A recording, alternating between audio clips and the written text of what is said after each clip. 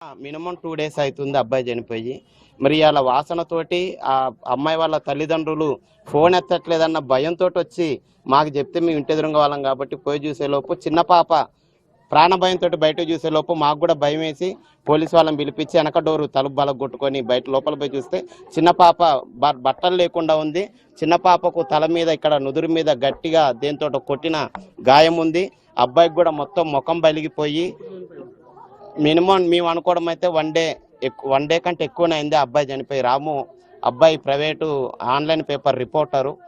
భార్యాభర్తలు బాగానే ఉంటారు, మరి ఏం జరిగిందో తెలియదు. ఇప్పుడు మోరీలు తీస్తున్నారు కాబట్టి ఆయన పందికొక్కులు చనిపోయిన దానితోటి అనుకున్నాం తప్ప ఇట్లా బాడీ అనుకోలేదు. వాళ్ళ అమ్మాయి వాళ్ళ తల్లి తండ్రి వాళ్ళ అన్నయ్య వచ్చేలోపు స్మెల్ వస్తుంది ఇంట్లో నుంచి, కొంచెం రండి అని మమ్మల్ని పిలిస్తే మేము పోయి చూస్తే చిన్న పాప ప్రాణ భయంతో చూసి మేము అనుకున్నాం అమ్మ ఇంట్లో ఏదో జరిగి ఉండొచ్చు, అందుకే పాప భయంగా ఉందని చూసేలోపు పాపకైతే దెబ్బ గట్టి తగిలింది. పాప అయితే మరి మా అమ్మాయి కూడా ప్రాణాంతకంగానే ఉంది. Government hospital